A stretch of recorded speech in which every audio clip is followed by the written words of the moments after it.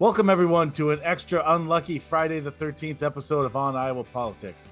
This week on the podcast, the Iowa Supreme Court determines Libertarians' ballot fates, Republican state lawmakers take carbon capture pipelines to court, and questions about Mariannette Miller Meeks' residence are raised to a Congressional Ethics Committee. Hello, everyone. I'm Erin.murphy, the Des Moines Bureau Chief for the Gazette in Cedar Rapids. With me this week are Sarah Watson of the Quad City Times. Hello, Sarah. Greetings, Erin. Jared McNett of the Sioux City Journal is with us. Hello, Jared. Erin, I have a concept of a plan of saying hello to you. That's a good concept of a good plan. I like it. And Gazette columnist Todd Dorman is with us. Hello, Todd. Hello, Erin. All right, let's walk right under that ladder and in front of the black cat and get going on this thing. First up this week, the expedited legal dispute over whether 3 Iowa Libertarian candidates for Congress did enough to appear on Iowa's ballots concluded when on Wednesday, exactly 2 weeks after the saga began, the Iowa Supreme Court upheld previous rulings by a lower court and originally a state panel and determined that those candidates and the state party did not sufficiently follow state law in their nominating procedures. The result, Iowa's 1st, 3rd, and 4th congressional districts will not have a Libertarian candidate on the ballot this fall. All 3 have pledged to run aggressive write-in campaigns. Todd, aside from the obvious that these folks won't be on the ballot, what's the impact of all this? I know the short-term impact it boosted my byline count over the last 2 weeks. I felt like I was writing literally a story a day on these legal turns of the screw. But other than that, what if anything? Is there a greater impact here? Well, I guess it's a message to folks with campaigns and parties that they need to follow the absolute clear letter of the law, or therefore they're off the ballot. So the fact that the Libertarians had their caucuses and then their county conventions the same night when, as anyone knows, their county delegates did not become county delegates magically until the following day. They lost their chance to be on the ballot. And it's also one more reminder that the Democratic Party and the Republican Party are going to do what they can to protect the franchise, even if it means sort of cracking down on fairly simple mistakes that don't really mean much in the big scheme of things. But they decided, Republicans decided they had to do it. And it wasn't sort of, well, we believe that the law is the law. That wasn't the motivation at all. The motivation was to get the Libertarians off the ballot so they couldn't screw up Republican vote totals in tight congressional races. So that it was less than noble. They're standing for the law, the rule of law in this situation. So, and another third party sort of takes it on the chin from the system. And that's what's pretty much always happened as long as the system's run by folks who don't really want them to be part of the conversation to begin with. Yeah, it's one of those things you talk about, that the system, the only way the system can change is by changes being made by the people who benefit from the system being the way it is. It's interesting. You alluded to something, Todd, and that was one of the more interesting moments in the oral arguments when Supreme Court Justice Edward Mansfield, there was an argument. One of the legal arguments was over standing and injury, whether anybody actually suffered legal injury here and thus had a right to bring these objections forward about these Libertarians being on the ballot. And Mansfield said, well, we know, and I believe it was while the state objection panel's attorney was up from the Iowa AG's office, he said, well, we know what there is injury. The injury is your people don't want these candidates on the ballot. Is the kind of whole, I guess it's not exactly saying the quiet part out loud, but he was for them. Edward Mansfield kind of getting, like you said, what's at the heart of this, which is the potential for Republican votes being siphoned off by these Libertarian candidates in a couple of close races. So that was interesting to hear Justice Mansfield address that directly. We've talked about this in the past, Todd. Your hunch is, even had they been on the ballot, you don't know how likely it was that any of these candidates would have made a big enough difference to actually swing either the first or third districts. Do I remember that right? Is that your kind of take on this? Yeah, I mean, it's a presidential election year, so there's going to be a lot of interest and maybe not as much sort of shopping around for other choices, I guess.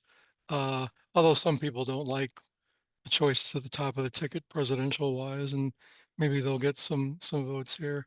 But I mean, I suppose it could make a difference. I mean, I don't think that's a good reason to toss them off the ballot. I mean, you look at the last several years. I mean, in 2021, the Republicans passed legislation that for a time changed the filing deadlines, which made it harder Mhm. for libertarians to get their candidate on the ballot.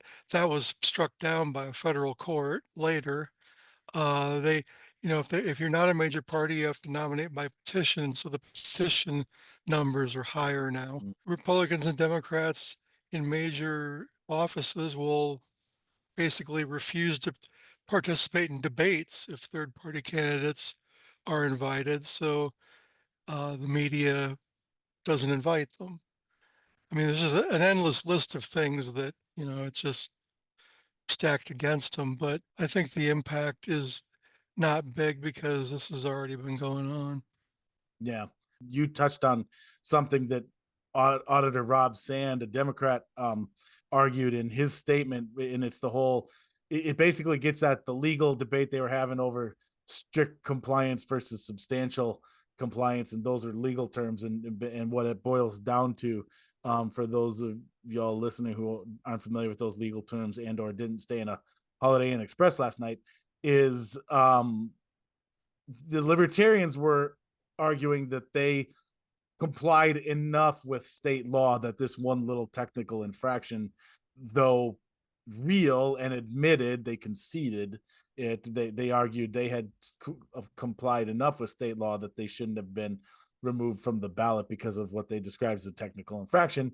The other side argued that they should be required to strictly comply with law, and that's ultimately what the Supreme Court decided too. And Auditor Sand's statement was kind of along the lines of what you were pointing out there, Todd. Is that's an interesting standard now moving forward, that following the letter of the law to the letter and dotting every I and crossing every T is seemingly going to be the standard now for, and maybe we see more of these court challenges to candidacies, and maybe it even impacts the major parties at some point too, if something's not quite perfectly aligned on those nominating procedures.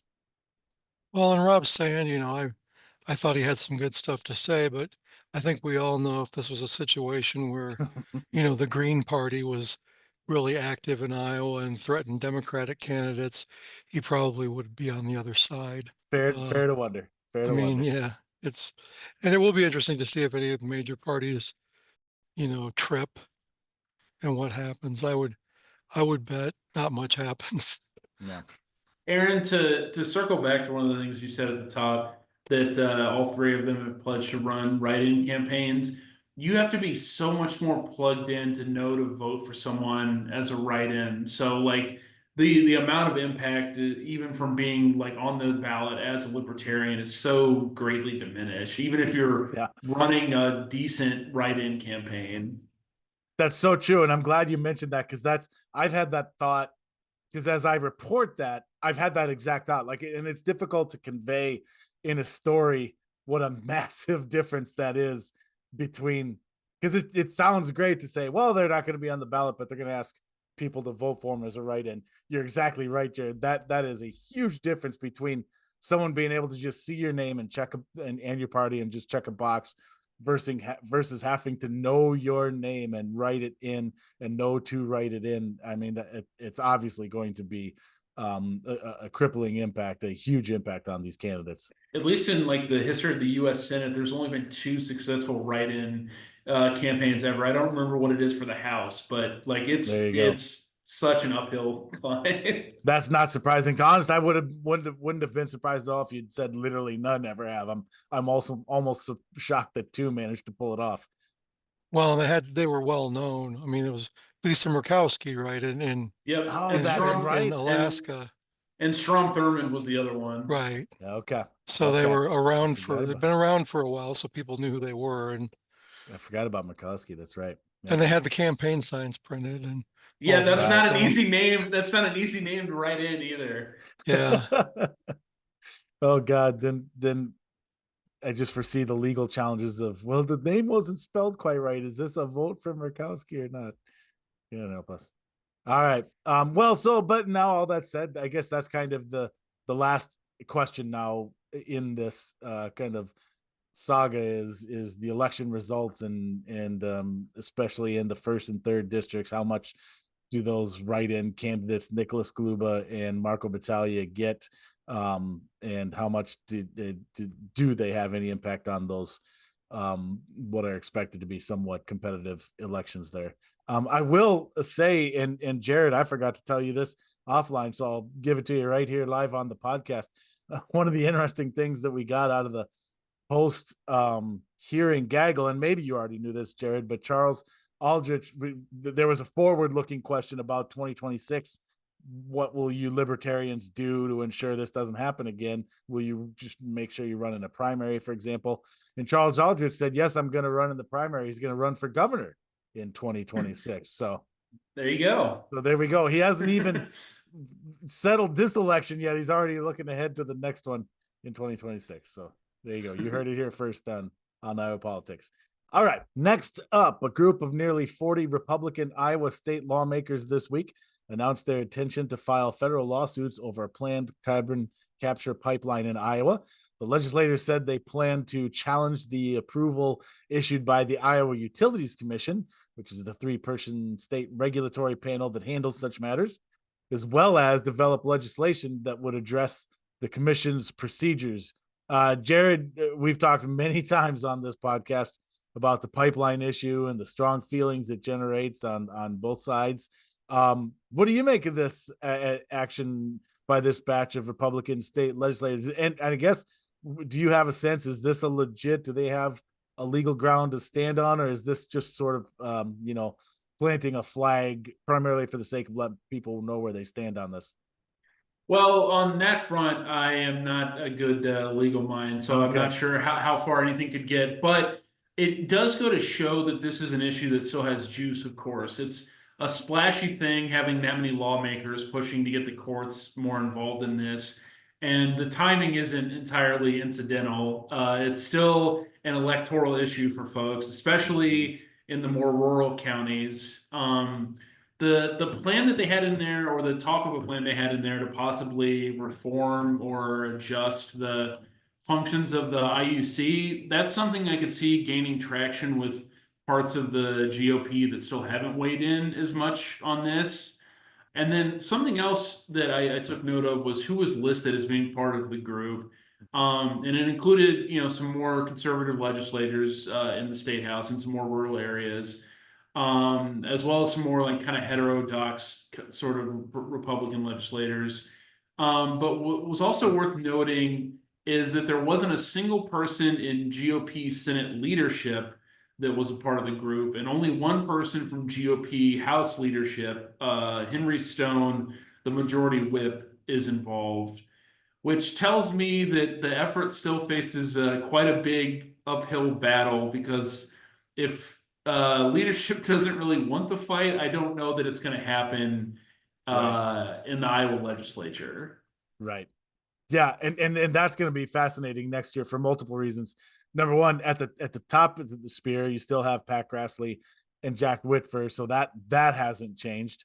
We will have a change in a key committee leadership position on the Senate side, which has been the roadblock on these bills in the past. And if you've a longtime loyal listener, you know the story of Waylon Brown, who stepped down from his seat in the Senate this year to take a job in the private sector. And so there will be a new committee leader in the Senate Republican caucus. So I assume they won't elect those until after the election, and we'll know who that is. So there could be some changes in personnel. Obviously, an election in general brings in new blood to the legislature. There's always a little bit of overturn. So it's going to be fascinating to see how it unfolds. To your point, Jared, the House Republicans have had a little more support on that side. They've actually passed bills in recent sessions, and the roadblock's been in the Senate.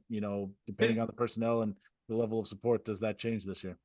And depending on how much longer this gets held up, because obviously, like, stuff is still stalling in other states. Right. Depending on how long this gets held up, there's going to have to be, or there's going to likely be more of a reckoning at some point, because if you have a state legislature that is completely dominated by one party and you're able to cross off a lot of your other agenda items, eventually you're going to get to this one on the list, and there's going to have to be some kind of fight over it. That's a good point.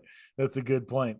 Yep. Yeah. And thank you for noting. It's good to get that as a reminder in there for folks. So this was the Iowa Utilities Commission approved this project in Iowa, but it's far from being done because it's not been approved in other states. And I believe it's South Dakota where the real hang up is. Do I remember that right, Jared? Yeah. Getting nod from Jared there.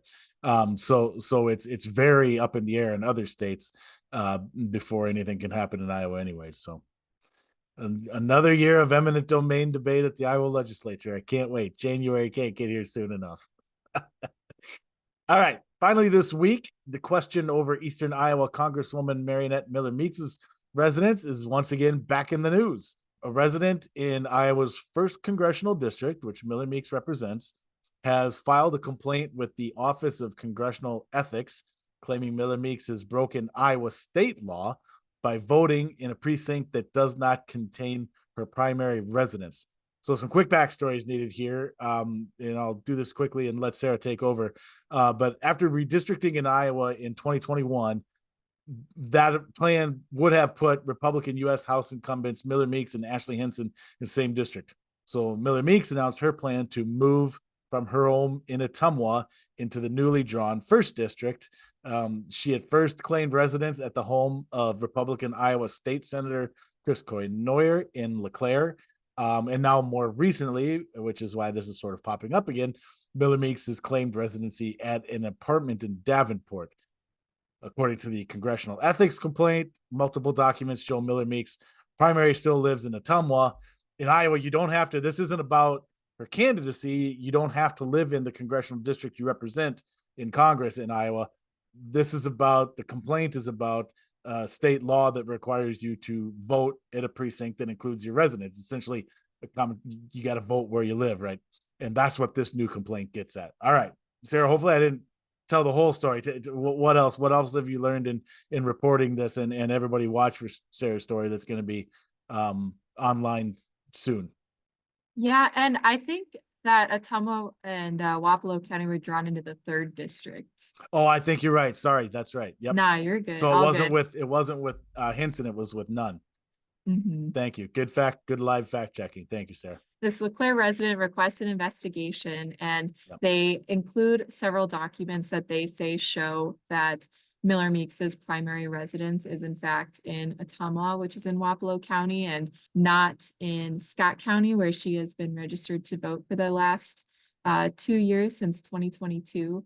And she has voted in 2022 and 2024 primary and the 2022 general election in Scott County. So the documents that they include, so she has a property tax statement that's for the Ottumwa address that indicates that her and her husband received a homestead tax credit for this past year and the previous tax year. And she also has indicated the Ottumwa address as her home while making financial disclosures filed with the U.S. House of Representatives in 2022 and 2023. She reported that she has a mortgage on her, quote, personal residence in Ottumwa. So, and it's also a mailing address for political contributions.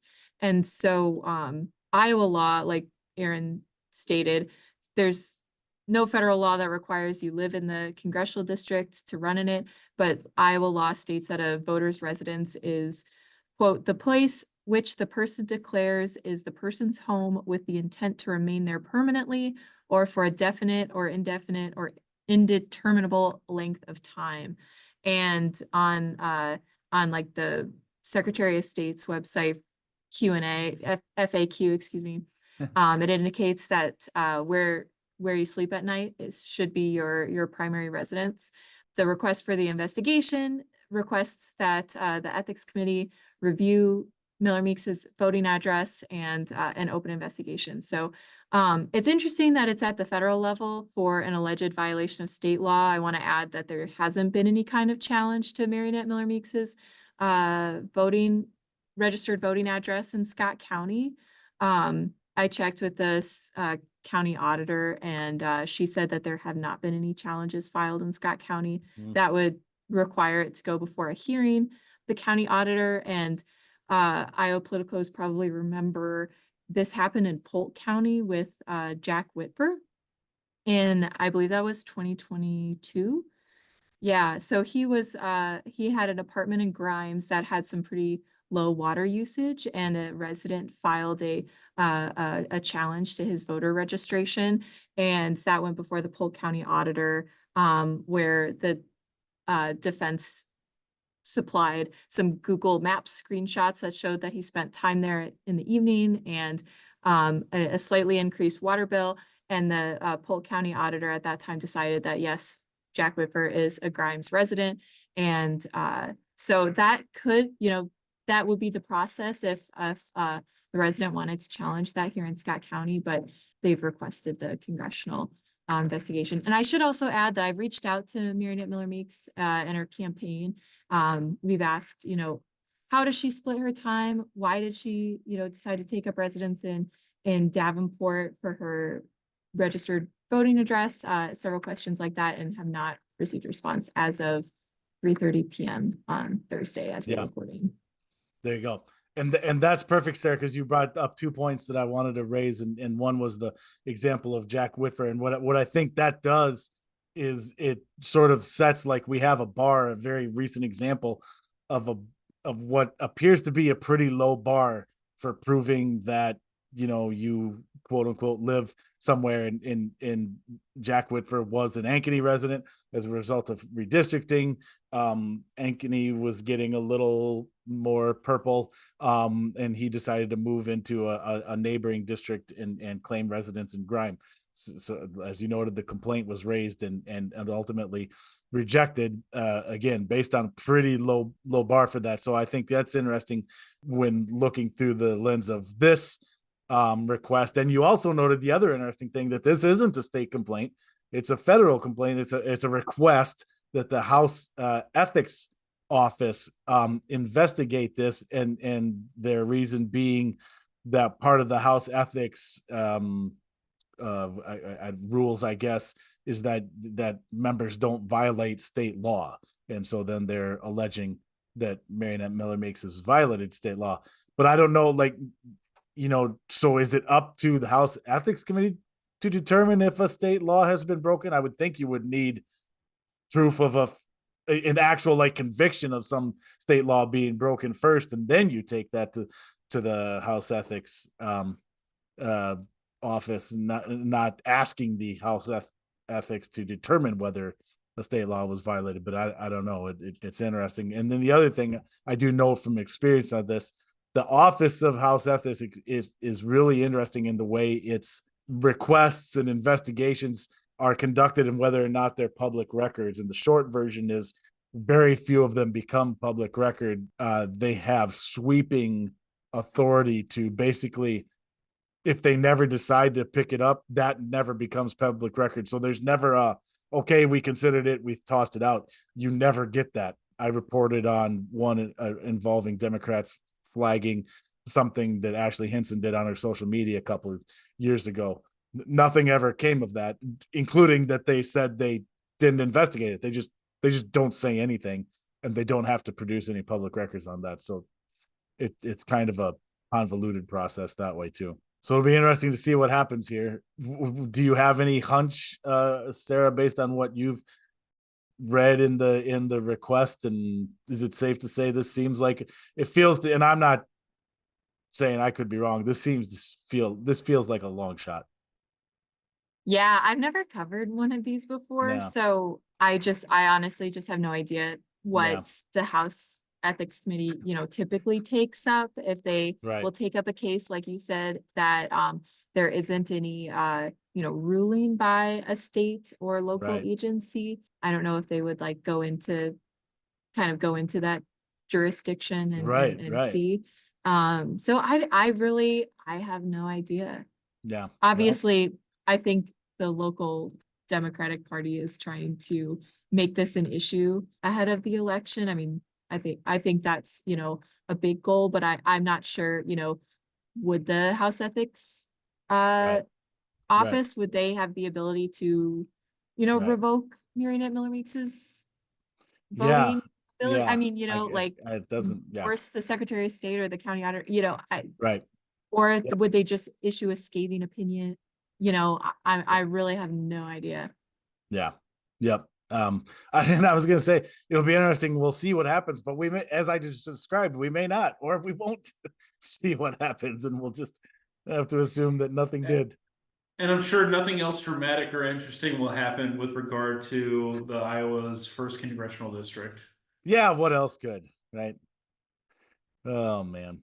All right. Well, if something happens, we'll talk about it on a future podcast, and if it doesn't, we'll try to remember to note that it didn't at some point 6 months down the road. I don't know.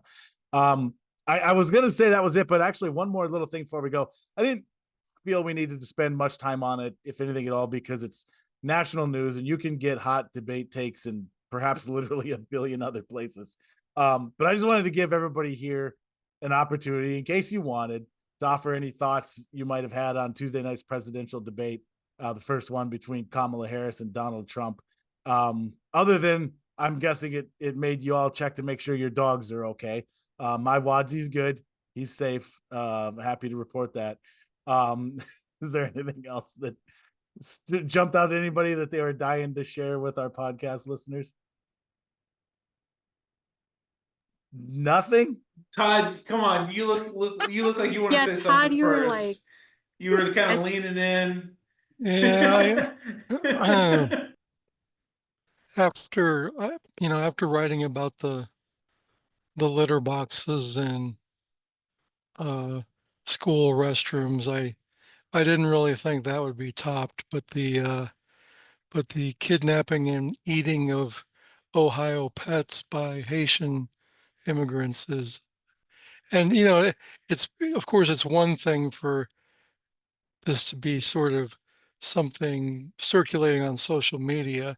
Then it's another thing for, major Republican politicians to start sharing it. And then it's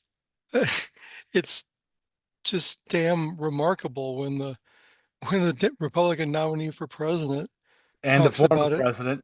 Yeah, a Yep. former president talks about it during a debate as if it's true, which there are no, credible reports that this has happened. And I think Springfield's dealing with some things because they have had a large influx of immigrants, but I don't think they wanted to be known for this. And there's been some backlash from, from Springfield at the fact that this fantasy is being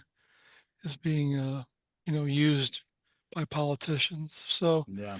By the way, on that front, just with Springfield, there are like local stories from there just today that the city hall in Springfield was evacuated Thursday morning because of a bomb threat, and so was one of course. the local schools. So Naturally. there's more wrong with it also, of course, than just the allegation of the disappearing pets. The Haitian immigrants in Springfield are Right. not in the country illegally. They have a special protective status because they fled a country that's run by a bunch of warlords. And I looked it up the other day, 1,500 murders have been reported this year.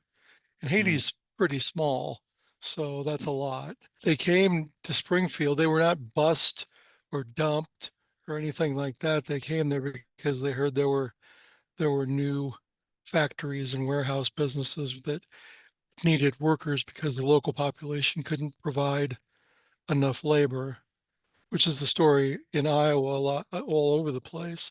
So they came, and I think there was one guy who owned one of those businesses, I forget what kind of business it was, told the PBS reporter that he wished he had 30 more of them because they're great workers and really thoughtful and show up on time and aren't absent. And I mean, the business owners that hire him have nothing bad to say about him, but here they are, sort of. Yeah, and that's such a good point. You know, it's easy to joke about because it is objectively ridiculous. Feel free to add or email me. There's no other way of looking at that. But unfortunately, there's a dark side to something like that too. And we already, it's not like we should be surprised by this. We saw it with the Pizzagate shooting, and here we are now again, and it's awful. It's unfortunate. I had already written a column about it before Tuesday night. It hadn't been filed yet. And I was thinking to myself that maybe this will be old news by Thursday when my column runs. And I'm sitting there watching the debate. I'm like, hot damn, it's big news now. So, you know, when Trump yelled it out, it suddenly became a bigger deal. I guess I was just surprised at how some of the more transparent attempts by Harris to bait Trump did actually draw him. Like they weren't subtle. Like if you were paying close attention to the debate, like she didn't even necessarily handle them like super deftly. Like she went in the immigration section, she went from whatever she was saying to talking about his rallies and his crowds. Yep. And if you listen to, just real quick on that, if you listen to national reporting, his team expected that and prepared him for that and warned him against it. Yeah, and then, you know, and again, it was on an immigration question, which is the issue that is the best polling for him. And he still felt the need to address the crowd thing instead of immediately hammering her response. And just with him responding to that, as someone who has been to multiple Trump events over the past few years, people do leave early because they're very long events. If any of y'all listening are wondering, that's a great point. Thank you, Jared. That is 100% true. I mean, look, make what you will of it, but that is objectively, it's true. I've noted it in stories because like when I covered one in November 2022, it was cold out and it had been going, you know, for 100 minutes or whatever. Right. People aren't going to stick around for that. That's part of it, right? He goes on the stem winding speech and he's up there for well over an hour. But yeah, that is factually 100% true. Seen it at many times. Well, maybe we'll have another debate, and who knows what the heck will come out of that one. I also just want to say too that like the debate that we had previously, all the focus was on Biden and how poorly he delivered some of those messages. And so Kamala Harris definitely, I think, showed that she is an effective communicator and can, you know, I had that. Yeah. So. I had that thought. I last night I haven't plugged Democrats on this yet, but I have to believe they were sitting there watching last night going, yeah, this is why we did that right here. This is why we did that, because it's hard to imagine Joe Biden being effective at what happened Tuesday night as what Kamala Harris did. Yep, that's a great point, sir. Yeah, we'll see if there's going to be a third debate or not, and who knows who will be in that one. There is, but that's it for this episode of On Iowa Politics. We hope you enjoyed it. Thanks for coming along for the ride. If you're not already, please subscribe to us on your streaming service of choice, or also on the YouTubes, where you should also smash that like button. You can also find the podcast each week on your preferred Gazette or lean newspaper websites. So it's all over the place. You really have no excuse not to. You have to actively avoid this podcast. Okay, you should really be seeing it each week. And now that you've listened to the On Iowa Politics podcast, make sure you're also subscribed to the On Iowa Politics newsletter, where every morning in your inbox you'll receive the latest politics and government coverage from our team. You can subscribe to that free newsletter at the Gazette's website, thegazette.com. And lastly, don't forget that the work of everyone you heard here today can be found on the pages and websites of the Quad City Times, Muscatine Journal, Cedar Rapids Gazette, Waterloo Cedar Falls Courier, Mason City Globe Gazette, Council Bluffs Daily Nonpareil, and the Sioux City Journal. For Sarah Watson, Jared McNett, Todd Dorman, our producer, Bailey.cichon, I'm Aaron Murphy. Be well, everyone, and be good.